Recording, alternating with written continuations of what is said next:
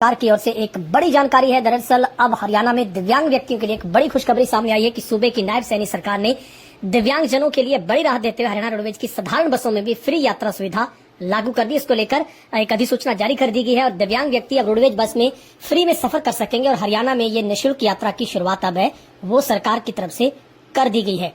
दरअसल प्रदेश सरकार के इस फैसले के बाद अब 40 से लेकर 99% तक दिव्यांगता वाले हरियाणा निवासी रोडवेज बसों में मुफ्त में सफर कर सकेंगे। ये सुविधा हरियाणा के साथ साथ दिल्ली चंडीगढ़ रूट पर भी लागू होगी। परिवहन विभाग द्वारा इस संबंध में अधिसूचना जारी कर दी गई है। अतिरिक्त मुख्य सचिव राजाशेखर बुंडरू ने रोडवेज महानिदेशक को निर्देश जारी करते हुए व्यवस्था को तुरंत प्रभाव से लागू करने को कहा है। सरकार ने यह फैसला वित्त विभाग की मंजूरी के बाद दिया है। दरअसल अब इसका लाभ कैसे उठा सकते हैं?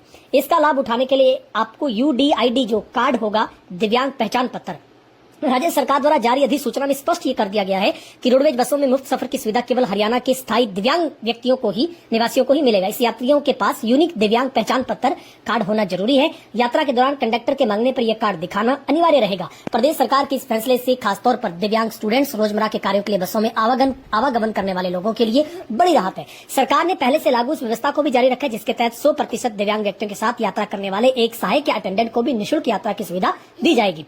दिव्यांग जन संगठनों ने सैनी सरकार के इस फैसले का स्वागत करते हुए सामाजिक संवेदनशीलता और आर्थिक राहत की दिशा में बड़ा कदम बताया है।